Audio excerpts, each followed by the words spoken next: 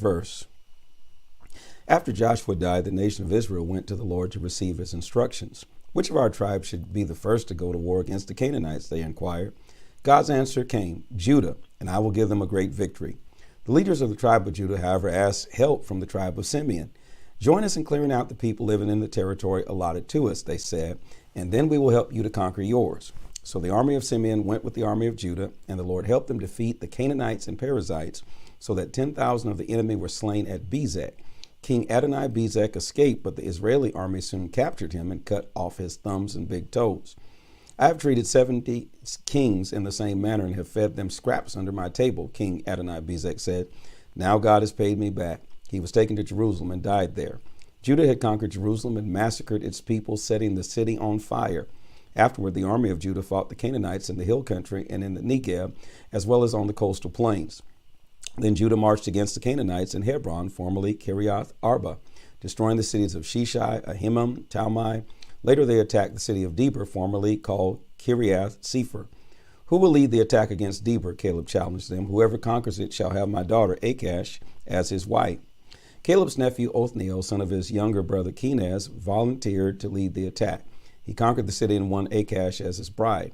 As they were leaving for their new home, she urged him to ask her father for an additional piece of land.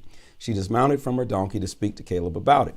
What do you wish? He asked. And she replied, You've been kind enough to me to give me the land in Negev, but please give us springs of water too. So Caleb gave her the upper and lower springs. When the tribe of Judah moved into its new land in the Negev desert south of Arad, the descendants of Moses' father-in-law, members of the Kenite tribe, accompanied them. They left their homes in Jericho, the city of palm trees, and the two tribes have lived together after that. Afterward, the army of Judah joined Simeon's, and they fought the Canaanites at the city of Zaphath and massacred all its people. So now the city is called Hormah, meaning massacred. The army of The army of Judah also conquered the cities of Gaza, Ashkelon, and Ekron with their surrounding villages. The Lord helped the tribe of Judah exterminate the people of the hill country, though they failed in their attempt to conquer the people of the valley who had iron chariots. The city of Hebron was given to Caleb as the Lord had promised. So Caleb drove out the inhabitants of the city. They were descendants of the three sons of Anak. The tribe of Benjamin failed to exterminate the Jebusites living in their part of the city of Jerusalem, so they still live there today, mingled with the Israelis. As for the tribe of Joseph, they attacked the city of Bethel, formerly known as Luz, and the Lord was with them. First, they sent scouts who captured a man coming out of the city. They offered to spare his life and that of his family if he would show them the entrance passage through the wall. So he showed them how to get in, and they massacred the entire population except for this man and his family. Later, the man moved to Syria and founded a city there, naming it Luz too, as it is still known today. The tribe of Manasseh failed to drive out the people living in Beth Shean, Tanakh, Dor, Ibleam, Megiddo, with their surrounding towns, so the Canaanites stayed there. In later years, when the Israelis were stronger, they put the Canaanites to work as slaves, but never did force them to leave the country. This was also true of the Canaanites living in Gezer. They still live among the tribe of Ephraim. And the tribe of Zebulun did not massacre the people of Kitron or Nahalal, but made them their slaves.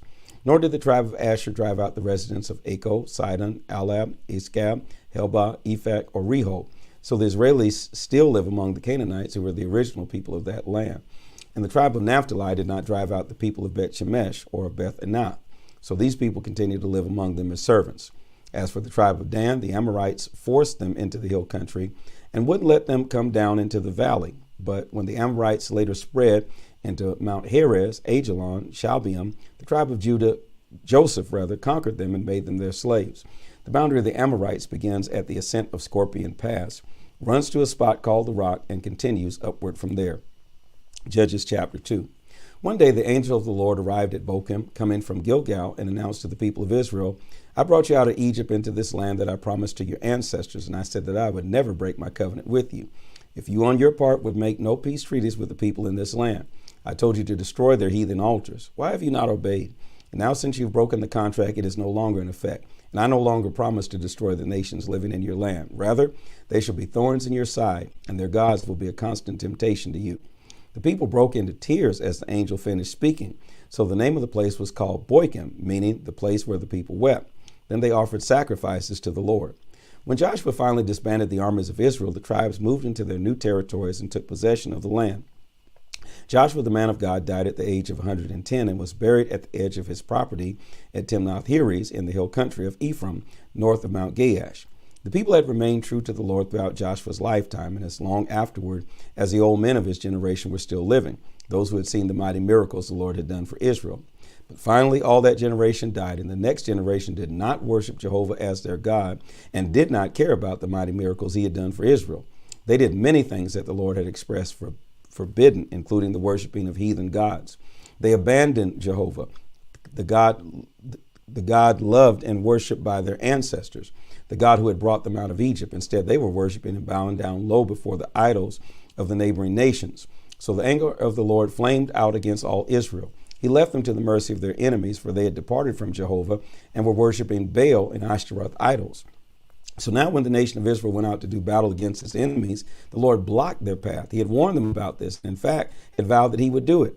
But when the people were in terrible plight, the Lord raised up judges to save them from their enemies. Yet even then, Israel would not listen to the judges, but broke faith with Jehovah by worshiping other gods instead. How quickly they turned away from the true faith of their ancestors, for they refused to obey God's command. Each judge rescued the people of Israel from their enemies throughout their lifetime, for the Lord was moved to pity by the groaning of his people under their crushing oppressions. So he helped them as long as that judge lived. But when the judge died, the people turned from doing right and behaved even worse than their ancestors had. They prayed to the heathen gods again, throwing themselves to the ground in humble worship. They stubbornly returned to the evil customs of the nations around them. Then the anger of the Lord would flame out against Israel again.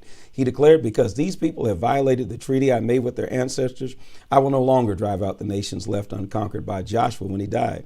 Instead, I will use these nations to test my people to see whether or not they will obey the Lord as their ancestors did. So the Lord left those nations in the land and did not drive them out, nor let Israel destroy them. Judges chapter 3. Here's a list of the nations the Lord left in the land to test the new generation of Israel who had not experienced the wars of Canaan. For God wanted to give opportunity to the youth of Israel to exercise faith and obedience in conquering their enemies. The Philistines, 5 cities, the Canaanites, the Sidonians, the Hivites living in Mount Lebanon, from Baal Hermon to the entrance of Hamath. These people were to test the new generation of Israel to see whether they would obey the commandments of the Lord that he had given to them through Moses. So Israel lived among the Canaanites, Hittites, Hivites, Perizzites, Amorites, and Jebusites. But instead of destroying them, the people of Israel intermarried with them. The young men of Israel took their girls as wives, and the Israeli girls married their men. And soon Israel was worshiping their gods. So the people of Israel were very evil in God's sight, for they turned against Jehovah their God and worshipped Baal and Ashtaroth idols. Then the anger of the Lord flamed out against Israel, and he let King Cushan-Rishathaim of eastern Syria conquer them. They were under his rule for 8 years. But when Israel cried out to the Lord, he gave them Caleb's nephew, Othniel, son of Kenaz, Caleb's younger brother, to save them. The Spirit of the Lord took control of him, and he reformed and purged Israel, so that when he led the forces of Israel against the army of King Cushan-Rishathaim, the Lord helped Israel conquer him completely. Then for 40 years under Othniel there was peace in the land. But when Othniel died, the people of Israel turned once again to their sinful ways. So God helped King Eglon of Moab to conquer part of Israel at that time. Allied with him were the armies of the Ammonites and the Amalekites. These forces defeated the Israelis and took possession of Jericho, often called the city of palm trees. For the next 18 years, the people of Israel were required to pay crushing taxes to King Eglon.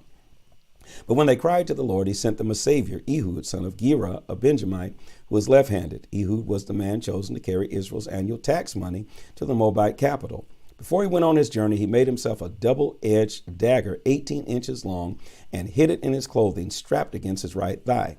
After delivering the money to King Eglon, who, by the way, was very fat, he started home again.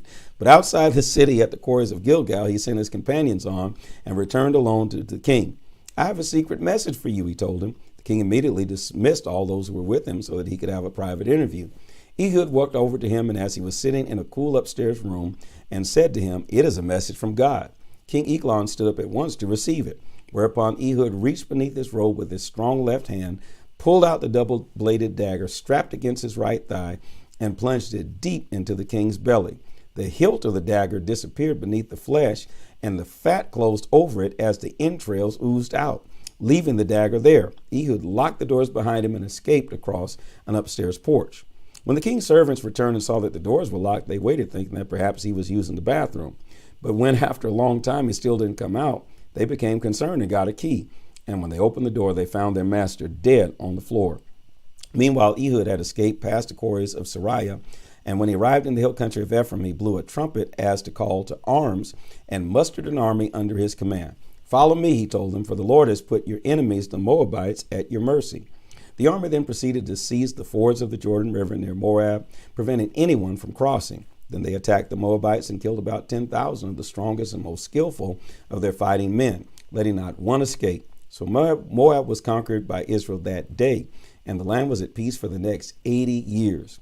The next judge after Ehud was Shamgar, son of Anath. He once killed 600 Philistines with an ox goad, thereby saving Israel from disaster. Judges chapter 4. After Ehud's death, the people of Israel again sinned against the Lord, so the Lord let them be conquered by King Jabin of Hazor in Canaan. The commander-in-chief of his army was Sisera, who lived in Herethoth Hogim.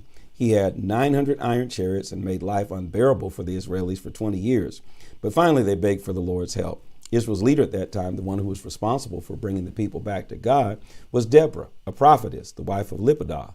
She held court at a place now called Deborah's Palm Tree, between Ramoth and Ad Bethel in the hill country of Ephraim, and the Israelites came to her to decide their disputes. One day he summoned Barak, son of Abinoam, who lived in Kadesh in the land of Naphtali, and said to him, "The Lord God of Israel has commanded you to mobilize 10,000 men from the tribes of Naphtali and Zebulun. Lead them to Mount Tabor to fight King Jabin's mighty army with all his chariots, under General Sisera's command. The Lord said, I will draw them to the Kishon River, and you will defeat them there." "I'll go, but only if you go with me," Barak told her. "All right," she replied, "I'll go with you, but I'm warning you now that the honor of conquering Sisera will go to a woman instead of to you." So she went with him to Kadesh. When Barak summoned the men of Zebulun and Naphtali to mobilize at Kadesh, 10,000 men volunteered, and Deborah marched with them. Heber the Kenite, the Kenites were the descendants of Moses' father-in-law, Hobab, had moved away from the rest of his clan and had been living in various places, as far away as the oak of Zananim near Kadesh. When General Sisera was told that Barak and his army were encamped at Mount Tabor, he mobilized his entire army, including the 900 iron chariots, and marched from Hareshoth Hogim to the Kishon River. Then Deborah said to Barak, "Now is the time for action. The Lord leads on. He has already delivered Sisera into your hand." So Barak led his 10,000 men down the slopes of Mount Tabor into battle. Then the Lord threw the armed enemy into a panic, both the soldiers and the charioteers, and Sisera leaped from his chariot and escaped on foot. Barak and his men chased the enemy in the chariots as far as Hareshoth Hogim until all of Sisera's army was destroyed. Not one man was left alive. Meanwhile, Sisera had escaped to the tent of Jael, the wife of Heber the Kenite, for there was a mutual assistance agreement between King Jabin of Hazor and the clan of Heber. Jael went out to meet Sisera and said to him, "Come into my tent, sir. You'll be safe here in our protection. Don't be afraid." So he went into her tent, and she covered him with a blanket. "Please give me some water," he said. "I'm very thirsty." So she gave him some milk and covered him again. "Stand in the door of the tent," he told her. "If anyone comes by looking for me, tell them that no one is here." Then Jael took a sharp tent peg and a hammer, and quietly creeping up to him as he slept, she drove the peg through his temples and into the ground. So he died, for he was fast asleep from weariness. When Barak came by looking for Sisera, Jael went out to meet him and said, "Come, I will show you the man you are looking for." So he followed her into the tent and found Sisera lying there dead with the tent peg through his temple. So that day the Lord used Israel to subdue King Jabin of Canaan, and from that time on Israel became stronger and stronger against King Jabin until he and all his people were destroyed. Judges chapter 5, verse 1. Then Deborah and Barak sang this song about the wonderful victory. "Praise the Lord. Israel's leaders bravely led. The people gladly followed. Yes, bless the Lord. Listen, O you kings and princes, for I shall sing about the Lord, the God of Israel. When you led us out from Seir, out across the fields of Edom, the earth trembled, and the sky poured down its rain. Yes, even Mount Sinai quaked at the presence of the God of Israel in the days of Shamgar and of Jael. The main roads were deserted. Travelers used the narrow, crooked side paths. Israel's population dwindled until Deborah became a mother to Israel. When Israel chose new gods, everything collapsed. Our masters would not let us have a shield or spear. Among 40,000 men of Israel, not a weapon could be found. How I rejoice in the leaders of Israel who offered themselves so willingly. Praise the Lord. Let all Israel, rich and poor, join in his praises, those who ride on white donkeys and sit on rich carpets, and those who are poor and must walk. The village musicians gather at the village well to sing of the triumphs of the Lord. Again and again, they sing the ballad of how the Lord saved Israel with an army of peasants. The The people of the Lord marched through the gates. Awake, O Deborah, and sing. Arise, O Barak, O son of Abinoam. Lead away your captives. Down from Mount Tabor marched the noble remnant. The people of the Lord marched down against great odds. They came from Ephraim and Benjamin, from Mechir and from Zebulun, down into the valley, went into the princes of Issachar with Deborah and Barak. At God's command, they rushed into the valley, but the tribe of Reuben didn't go. Who did you sit at home among the sheepfolds playing your shepherd pipes? Yes, the tribe of Reuben has an uneasy conscience. Why did Gilead remain across the Jordan? And why did Dan remain with his ships? And why did Asher sit unmoved upon the seashore, at ease beside his harbors? But the tribe of Zebulun and Naphtali dared to die upon the fields of battle. The kings of Canaan fought in Tanakh by Megiddo springs, but did not win the victory. The very stars of heaven fought Sisera. The rushing Kishon River swept them away. March on, my soul, with strength. Hear the stamping of the horse hooves of the enemy. See the prancing of his steeds. But the angel of Jehovah put a curse on Meroz. Curse them bitterly, he said, because they did not come to help the Lord against his enemies. Blessed be Jael, the wife of Heber the Kenite. Yes, may she be blessed above all women who live in tents. He asked for water, and she gave him milk in a beautiful cup. Then she took a tent pin and a workman's hammer and pierced Sisera's temples, crushing his head. She pounded the tent pin through his head. He sank, he fell. He lay dead at her feet. The mother of Sisera watched through the window for his return. Why is his chariot so long in coming? Why don't we hear the sound of the wheels? But her ladies in waiting, and she herself replied, there is much loot to be divided, and it takes time. Each man receives a girl or two, and Sisera will get gorgeous robes, and he will bring home many gifts for me. Excuse me. O Lord, may all your enemies perish as Sisera did, but may those who love the Lord shine as the sun. After that, there was peace in the land for 40 years. Judges chapter 6, verse 1. Then the people of Israel began once again to worship other gods, and once again the Lord let their enemies harass them. This time it was by the people of Midian for 7 years. The Midianites were so cruel that the Israelis took to the mountains, living in caves and dens. When they planted their seed, marauders from Midian, Amalek, and other neighboring nations came and destroyed their crops and plundered the countryside as far away as Gaza, leaving nothing to eat and taking away all their sheep, oxen, and donkeys. These enemy hordes arrived on droves of camels, too numerous to count, and stayed until the land was completely stripped and devastated. So Israel was reduced to abject poverty because of the Midianites. Then at last the people of Israel began to cry out to the Lord for help. However, the Lord's reply through the prophet he sent to them was this: the Lord God of Israel brought you out of slavery in Egypt and rescued you from the Egyptians and from all who were cruel to you, and drove out your enemies before you and gave you their land. He told you he is the Lord your God, and you must not worship the gods of the Amorites who live around you on every side. But you have not listened to him. But one day the angel of the Lord came and sat beneath the oak tree of Ophrah on the farm of Joash the Abiezrite. Joash's son Gideon had been threshing wheat by hand in the bottom of a grape press, a pit where grapes were pressed to make wine, for he was hiding from the Midianites. The angel of the Lord appeared to him and said, Mighty soldier, the Lord is with you. Stranger, Gideon replied, if the Lord is with us, why has all this happened to us? And where are all the miracles of our ancestors they've told us about, such as when God brought them out of Egypt? Now the Lord has thrown us away and has let the Midianites completely ruin us. Then the Lord turned to him and said, I will make you strong. Go and save Israel from the Midianites. I am sending you. But Gideon replied, Sir, how can I save Israel? My family is the poorest in the whole tribe of Manasseh, and I'm the least throughout the entire family. Whereupon the Lord said to him, But I, Jehovah, will be with you, and you shall quickly destroy the Midianite hordes. Gideon replied, If it is really true that you're going to help me like that, then do some miracle to prove it. Prove that it is really Jehovah who is talking to me, but stay here until I go and get a present for you. All right, the angel replied, I'll stay here until you return. Gideon hurried home and roasted a young goat and baked some unleavened bread from a bushel of flour. Then carrying the meat in a basket and broth in a pot, he took it out to the angel who was beneath the oak tree and presented it to him. And the angel said to him, Place the meat and the bread upon that rock over there and pour the broth over it. When Gideon had followed these instructions, the angel touched the meat and the bread with his staff, and fire flamed up from the rock and consumed them, and suddenly the angel was gone. When Gideon realized that it was indeed the angel of the Lord, he cried out, Alas, O Lord God, for I have seen the angel of the Lord face to face. It's all right, the Lord replied. Don't be afraid. You shall not die. And Gideon built an altar there and named it the Altar of Peace with Jehovah. The altar is still there in Ophrah in the land of the Abiezrites. That night the Lord told Gideon to hitch his father's best ox to the family altar of Baal and pull it down, and to cut down the wooden idol of the goddess Asherah that stood nearby. Replace it with an altar for the Lord your God, built here on this hill, laying the stones carefully. Then sacrifice the ox as a burnt offering to the Lord, using the wood idol as wood for the fire on the altar. Wow. So Gideon took 10 of his servants and did as the Lord commanded, but he did it at night for fear of the other members of his father's household and for fear of the men of the city, for he knew what would happen if they found out who did it. Early the next morning, as the city began to stir, someone discovered that the altar of Baal was knocked down. The idol beside it was gone, and a new altar had been built instead with the remains of a sacrifice on it. Who did this? Everyone demanded. Finally, they learned that it was Gideon, the son of Joash. Bring out your son, they shouted to Joash. He must die for insulting the altar of Baal and for cutting down the Asherah idol. But Joash retorted to the whole mob, does Baal really need your help?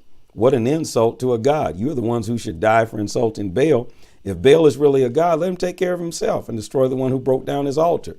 Good answer. From then on, Gideon was called Jerubbaal, a nickname meaning let Baal take care of himself. Soon afterward, the armies of Midian, Amalek, and other neighboring nations united in one vast alliance against Israel. They crossed the Jordan and camped in the valley of Jezreel. Then the Spirit of the Lord came upon Gideon, and he blew a trumpet as a call to arms, and the men of Abiezer came to him. He also sent messengers throughout Manasseh, Asher, Zebulun, and Naphtali, summoning their fighting forces, and all of them responded.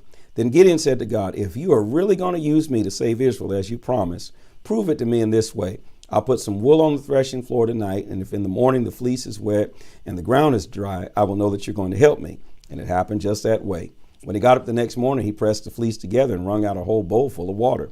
Then Gideon said to the Lord, please don't be angry with me, but let me make one more test. This time let the fleece remain dry while the ground around it is wet. So the Lord did as he asked. That night the fleece stayed dry, but the ground was covered with dew. Judges chapter 7, verse 1. Jerubbaal, that is Gideon, his other name, and his army got an early start and went as far as the spring of Herod. The armies of Midian were camped north of them, down in the valley beside the hill of Moreh. The Lord then said to Gideon, there are too many of you. I can't let all of you fight the Midianites, for then the people of Israel will boast to me that they saved themselves by their own strength. Send home any of your men who are timid and frightened. So 20,000 of them left, and only 10,000 remained who were willing to fight. But the Lord told Gideon, there are still too many. Bring them down to the spring, and I'll show you which ones shall go with you and which ones shall not. So Gideon assembled them at the water. There the Lord told him, divide them into two groups, decided by the way they drink. And group one will be all the men who cup the water in their hands and get it to their mouths and lap it like dogs. And group two will be those who kneel with their mouths in the stream. Only 300 of the men drank from their hands. All the other drank with their mouths to the stream. I'll conquer the Midianites with these 300 men, the Lord told Gideon. Send all the others home. So after Gideon had collected all the clay jars and trumpets they had among them, he sent them home, leaving only 300 men with him. During the night, with the Midianites camped in the valley just below, the Lord said to Gideon, get up, take your troops and attack the Midianites, for I will cause you to defeat them. But if you are afraid, first go down to the camp alone. Take along your servant Purah, if you like, and listen to what they are saying down there. You'll be greatly encouraged and be eager to attack. So he took Purah and crept down through the darkness to the outposts of the enemy camp. The vast armies of Midian, Amalek, and the other nations of the Mideast were crowded across the valley like locusts, yes, like the sand upon the seashore. And there were too many camels even to count. Gideon crept up to one of the tents just as a man inside had wakened from a nightmare and was telling his tent mate about it. I had this strange dream, he was saying, and there was this huge loaf of barley bread that came tumbling down into our camp. It hit our tent and knocked it flat. The other soldier replied, your dream can only mean one thing. Gideon, the son of Joash, the Israeli, is going to come and massacre all the allied forces of Midian. When Gideon heard the dream and the interpretation, all he could do was just stand there worshiping God. Then he returned to his men and shouted, get up, for the Lord is going to use you to conquer all the vast armies of Midian. He divided the 300 men into three groups and gave each man a trumpet and a clay jar with a torch in it. Then explained his plan. When we arrive at the outer guard posts of the camp, he told them, just do as I do. As soon as I and the men in my group blow our trumpets and you blow yours on all sides of the camp and shout, we fight for God and for Gideon. It was just after midnight and the change of the guards when Gideon and the 100 men with him crept to the outer edge of the camp of Midian. Suddenly they blew their trumpets and broke their clay jars so that their torches blazed into the night. Then the other 200 of his men did the same, blowing the trumpets in their right hands and holding the flaming torches in their left hands, all shouting, for the Lord and for Gideon. Then they just stood and watched as the whole vast enemy army began rushing around in panic, shouting and running away. For For in the confusion, the Lord caused the enemy troops to begin fighting and killing each other from one end of the camp to the other. And they fled into the night in places as far away as Beersheba near Zerah and the border of Abel Maholah near Tabah. Then Gideon sent for the troops of Naphtali, Asher, and Manasseh and told them to come and chase and destroy the fleeing army of Midian. Gideon also sent messengers throughout the hill country of Ephraim, summoning troops who seized the fords of the Jordan River at Beth Barah, thus preventing the Midianites from escaping by going across. Oreb and Zeb, the two generals of Midian, were captured. Oreb was killed at the rock now known by his name, and Zeb at the winepress of Zeb, as it is now called. And the Israelis took the heads of Oreb and Zeb across the Jordan to Gideon. Judges chapter 8, verse 1. But the tribal leaders of Ephraim were violently angry with Gideon. Why didn't you send for us when you first went out to fight the Midianites? They demanded. But Gideon replied, God let you capture Oreb and Zeb, the generals of the army of Midian. What have I done in comparison with that? Your actions at the end of the battle were more important than ours at the beginning. So they calmed down. Gideon now crossed the Jordan River with his 300 men. They were very tired, but still chasing the enemy. He asked the men of Succoth for food. We are weary from chasing after Zebah and Zalmunna, the kings of Midian, he said. But the leaders of Succoth replied, you haven't caught them yet. If we feed you and you fail, they'll return and destroy us. Then Gideon warned them, when the Lord has delivered them to us, I will return and tear your flesh with thorns and briars of the wilderness. Then he went up to Penuel and asked for food there, but got the same answer. And he said to them also, when all this is over, I will return and break down this tower. By this time, King Zebah and King Zalmunna, with the remnant of 15,000 troops, were in Kedkar. That was all that was left of the allied armies of the east. For 120,000 had already been killed. Then Gideon circled around the caravan route east of Nobah and Jogbehah, striking at the Midianite army in surprise raids. The two kings fled, but Gideon chased and captured them, routing their entire force. Later, Gideon returned by way of Harris Pass. There he captured a young fellow from Succoth and demanded that he write down the names of the 77 political and religious leaders of the city. He then returned to Succoth. You taunted me that I would never catch King Zebah and King Zalmunna, and you refused to give us food when we were tired and hungry, he said. Well, here they are. Then he took the leaders of the city and scraped them to death with wild thorns and briars. Ow. He also went to Penuel and knocked down the city tower and killed the entire male population. Then Gideon asked King Zebah and King Zalmunna, the men who killed at Tabor, what were they like? They replied, they were dressed like you, like sons of kings. They must have been my brothers, Gideon explained. I swear if you hadn't killed them, I wouldn't kill you. Then turning to Jether, his oldest son, he instructed him to kill him. But the boy was only a lad and was afraid to. Then Zebah and Zalmunna said to Gideon, you do it. We'd rather be killed by a man. So Gideon killed them and took the ornaments from their camels' necks. Now the men of Israel said to Gideon, be our king. You and your sons are all descendant, and all your descendants shall be our rulers, for you have saved us from Midian. But Gideon replied, I will not be your king, nor shall my son. The Lord is your king. However, I have one request. Give me all the earrings collected from your fallen foes. For the troops of Midian, being Ishmaelites, all wore gold earrings. Gladly, they replied, and spread out a sheet for everyone to throw in the gold earring he had gathered. Their value was estimated at $25,000, not including the crescents and pendants, or the royal clothing of the kings, or the chains around the camels' necks. Gideon made an ephod from the gold and put it in Orpah, his hometown. But all Israel soon began worshiping it, so it became an evil deed that Gideon and his family did. That is the account of how Midian was subdued by Israel. Midian never recovered, and the land was at peace for 40 years, all during Gideon's lifetime. He returned home and eventually had 70 sons, for he married many wives. He also had a concubine in Shechem who presented him with a son named Abimelech. Gideon finally died an old man and was buried in the sepulchre of his father Joash in Orpah in the land of the Abiezrites. But as soon as Gideon was dead, the Israelis began to worship the idols Baal and Baal-berith. They no longer considered the Lord as their God, though he had rescued them from all their enemies on every side. Nor did they show any kindness to the family of Gideon, despite all he had done for them. Judges chapter 9, verse 1. One day, Gideon's son Abimelech visited his uncles, his mother's brothers, in Shechem. Go and talk to the leaders of Shechem, he requested, and ask them whether they want to be ruled by 70 kings. Gideon's 70 sons, or by one man, meaning me, your own flesh and blood. So his uncles went to the leaders of the city and proposed Abimelech's scheme. And they decided that since his mother was a native of their town, they would go along with it. They gave him money from the temple offerings of the idol Baal-berith, which he used to hire some worthless loafers who agreed to do whatever he told them to do. He took them to his father's home at Orpha, and there upon one stone they slaughtered all 70 of his half-brothers, except for the youngest, Jotham, who escaped and hid. Then the citizens of Shechem and Beth Millo called a meeting under the oak beside the garrison at Shechem, and Abimelech was acclaimed king of Israel.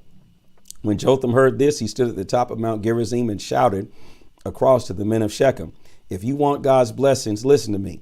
Once upon a time, the trees decided to elect a king. First, they asked the olive tree, but it refused. Should I quit producing the olive oil that blesses God and man just to wave to and fro over the other trees?" it asked.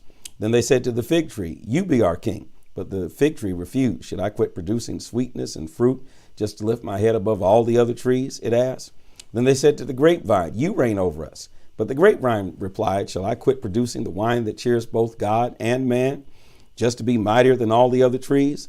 Then all the trees finally turned to the thorn bush. "You be our king," they exclaimed. And the thorn bush replied, "If you really want me, come and humble yourselves beneath my shade. If you refuse, let the fire flame forth from me and burn down the great cedars of Lebanon. Now make sure that you have done the right thing in making Abimelech your king, that you've done right by Gideon and all of his descendants. For my father fought for you and risked his life and delivered you from the Midianites. Yet you have revolted against him and killed his 70 sons upon one stone. And now you have chosen his slave girl's son, Abimelech, to be your king just because he is your relative. If you are sure that you have done right by Gideon and his descendants, then may you and Abimelech have a long and happy life together. But if you've not been fair to Gideon, then may Abimelech destroy the citizens of Shechem and Beth Millo, and may they destroy Abimelech." Then Jotham escaped and lived in Beer for fear of his brother Abimelech. 3 years later, God stirred up trouble between King Abimelech and the citizens of Shechem, and they revolted. In the events that followed, both Abimelech and the citizens of Shechem who aided him in butchering Gideon's 70 sons were given their punishment for these murders. For the men of Shechem set an ambush for Abimelech along the trail at the top of the mountain. While they were waiting for him to come along, they robbed everyone else who passed by. But someone warned Abimelech about their plot. At that time, Gaal, the son of Ebed, moved to Shechem with his brothers, and he became one of the leading citizens. During the harvest feast at Shechem that year, held in the temple of the local god, the wine flowed freely, and everyone began cursing Abimelech. "Who is Abimelech?" Gaal shouted, "and why should he be our king? Why should we be his servants? He and his friend Zebul should be our servants. Down with Abimelech. Make me your king, and you'll soon see what happens to Abimelech. I'll tell Abimelech, get up an army and come on out and fight." But when Zebul, the mayor of the city, heard what Gaal was saying, he was furious. He sent messengers to Abimelech and Arumah, telling him, "Gaal, son of Ebed, and his relatives have come to live in Shechem, and now they're rousing the city to rebellion against you. Come by night with an army and hide out in the fields, and in the morning, as soon as it is daylight, storm the city. When he and those who are with him come out against you, you can do with them as you wish." So Abimelech and his men marched through the night and split into 4 groups, stationing themselves around the city. The next morning, as Gaal sat at the city gates discussing various issues with the local leaders, Abimelech and his men began their march upon the city. When Gaal saw them, he exclaimed to Zebul, "Look over at the mountain. Doesn't it look like people coming down?" "No," Zebul said. "You're just seeing shadows that look like men." "No, look over there," Gaal said. "I'm sure I see people coming down toward us. And look, there are others coming along the road past the Oak of Miniam." Then Zebul turned on him triumphantly. "Now where is that big mouth of yours?" he demanded. "Who was it who said, 'Who is Abimelech, and why should he be our king?' The men you taunted and cursed are right outside the city. Go on out and fight." So Gaal led the men of Shechem into the battle and fought with Abimelech, but was defeated, and many of the men of Shechem were left wounded all the way to the city gate. Abimelech was living at Arumah at this time, and Zebul drove Gaal and his relatives out of Shechem and wouldn't let them live there any longer. The next day, the men of Shechem went out to battle again. However, someone had told Abimelech about their plans. So he divided his men into 3 groups hiding in the fields. And when the men of the city went out to attack, he and his men jumped up from their hiding places and began killing them. Abimelech stormed the city gate to keep the men of Shechem from getting back in, while his other 2 groups cut them down into the fields. The battle went on all day before Abimelech finally captured the city, killed its people, and leveled it to the ground. The people at the nearby town of Migdal saw what was happening and took refuge in the fort next to the temple of Baal-berith. When Abimelech learned of this, he led his forces to Mount Zalmon, where he began chopping a bundle of firewood and placed it upon his shoulder. "Do as I have done," he told his men. So each of them quickly cut a bundle and carried it back to the town, where, following Abimelech's example, the bundles were piled against the walls of the fort and set it on fire. So all the people inside died, about 1,000 men and women. Abimelech next attacked the city of Thebez and captured it. However, there was a fort inside the city, and the entire population fled into it, barricaded the gates, and climbed to the top of the roof to watch. But as Abimelech was preparing to burn it, a woman on the roof threw down a millstone, and it landed on Abimelech's head, crushing his skull. "Kill me," he groaned to his youthful armor-bearer. "Never let it be said that a woman killed Abimelech." So the young man pierced him with his sword, and he died. When his men saw that he was dead, they disbanded and returned to their homes. Thus God punished both Abimelech and the men of Shechem for their sin of murdering Gideon's 70 sons. So the curse of Jotham, Gideon's son, came true. Judges chapter 10, verse 1. After Abimelech's death, the next judge to rule was Tola, son of Puah and grandson of Dodo. He was from the tribe of Issachar, the son of Dodo, but lived in the city of Shamar in the hill country of Ephraim. He was Israel's judge for 23 years. When he died, he was buried in Shamir and was succeeded by Jair, a man from Gilead who judged Israel for 22 years. His 30 sons rode together on 30 donkeys, and they owned 30 cities in the land of Gilead, which are called the cities of Jair. When Jair died, he was buried in Kamon. Then the people of Israel turned away from the Lord again and worshipped the heathen gods of Baal and Ashtaroth, and the gods of Syria, Sidon, Moab, Ammon, and Philistia. Not only this, but they no longer worshiped Jehovah at all. This made Jehovah very angry with his people, so he immediately permitted the Philistines and the Ammonites to begin tormenting them. These attacks took place east of the Jordan River in the land of the Amorites, that is in Gilead, and also in Judah, Benjamin, and Ephraim. For the Ammonites crossed the Jordan to attack the Israelis. This went on for 18 years. Finally, the Israelis turned to Jehovah again and begged him to save them. "We have sinned against you and forsaken you as our God and have worshipped idols," they confessed.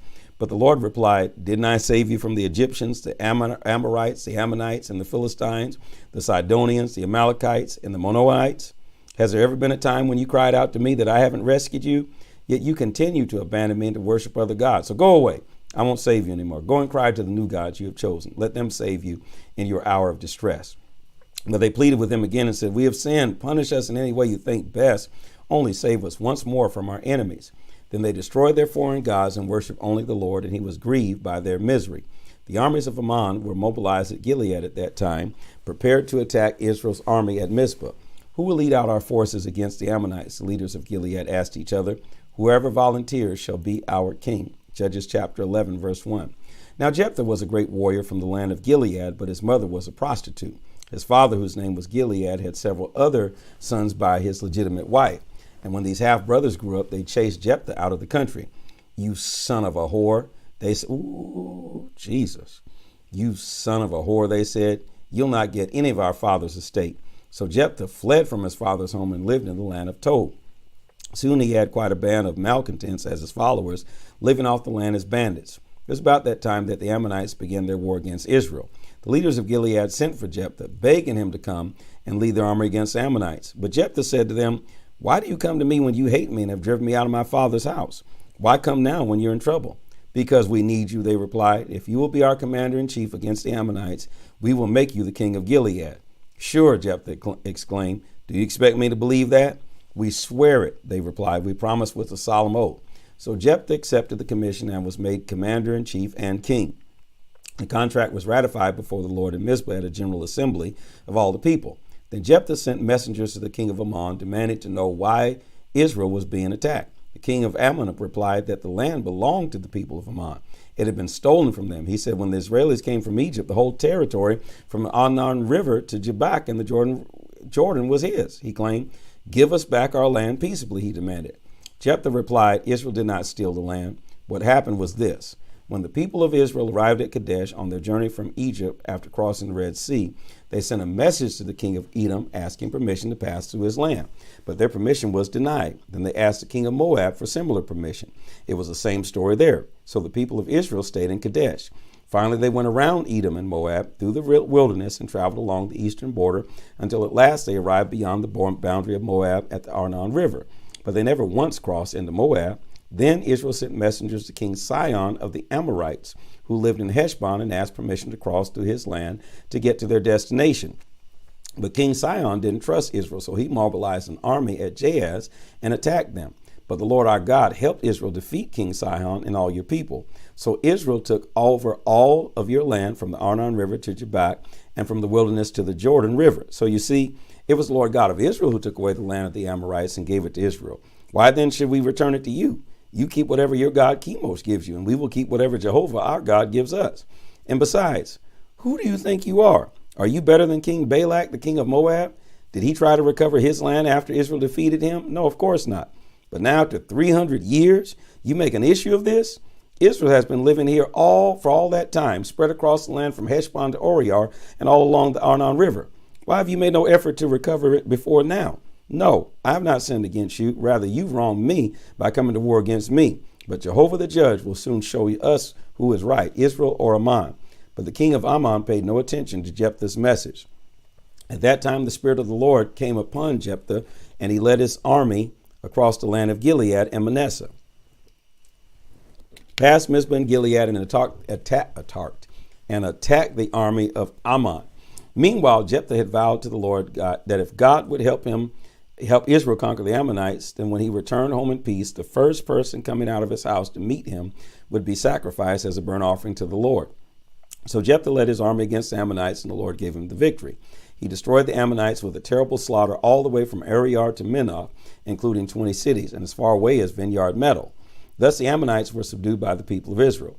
When Jephthah returned home, his daughter, his only child, ran out to meet him, playing on a tambourine and dancing for joy.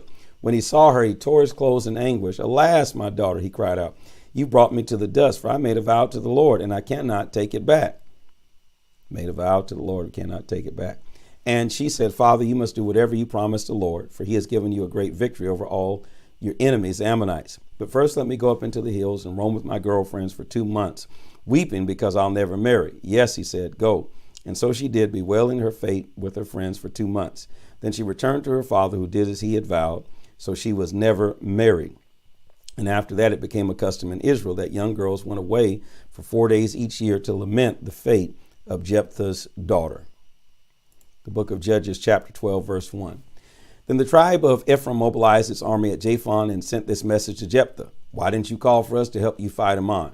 We are going to burn down your house with you in it." "I summoned you, but you refused to come," Jephthah retorted. "You failed to help us in our time of need. So I risked my life and went to battle without you, and the Lord helped me to conquer the enemy. Is that anything for you to fight us about?" Then Jephthah, furious at the taunt of Ephraim that the men of Gilead were mere outcasts and the scum of the earth, mobilized his army and attacked the army of Ephraim. He captured the fords of the Jordan behind the army of Ephraim, and whenever a fugitive from Ephraim tried to cross the river, the Gilead guards challenged them. "Are you a member of the tribe of Ephraim?" they asked. If the man replied he was not, then they demanded, "Say Shibboleth." But if he couldn't pronounce the H and said Sibboleth instead of Shibboleth, he was dragged away and killed. So 42,000 people of Ephraim died there at that time. Jephthah was the judge of Israel for 6 years. At his death, he was buried in one of the cities of Gilead. The next judge was Ibzan, who lived in Bethlehem. He had 30 sons and 30 daughters. He married his daughters to men outside his clan and brought in 30 girls to marry his sons. He judged Israel for 7 years before he died and was buried at Bethlehem. The next judge was Elon from Zebulun. He judged Israel for 10 years and was buried at Ajalon in Zebulun. The next judge was Abdon, son of Heliel from Pirathon. He had 40 sons and 30 grandsons who rode on 70 donkeys. He was Israel's judge for 8 years. Then he died and was buried in Pirathon in Ephraim in the hill country of the Amalekites. Judges chapter 13, verse 1. Once again, Israel sinned by worshiping other gods, so the Lord let them be conquered by the Philistines, who kept them in subjection for 40 years. Then one day the angel of the Lord appeared to the wife of Manoah of the tribe of Dan, who lived in the city of Zorah. She had no children, but the angel said to her, "Even though you have been barren for so long, you will soon conceive and have a son. Don't drink any wine or beer, and don't eat any food that isn't kosher. Your son's hair must never be cut, for he shall be a Nazirite, a special servant of God from the time of his birth, and he will begin to rescue Israel from the Philistines." The woman ran and told her husband, "A man from God appeared to me, and I think he must be an angel of the Lord, for he was just almost too glorious to look at. I didn't ask where he was from, and he didn't tell me his name, but he told me, 'You're going to have a baby boy.'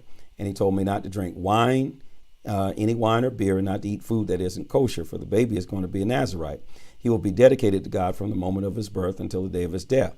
Then Manoah prayed, "O Lord, please let the man from God come back to us again and give us more instructions about the child you're going to give us."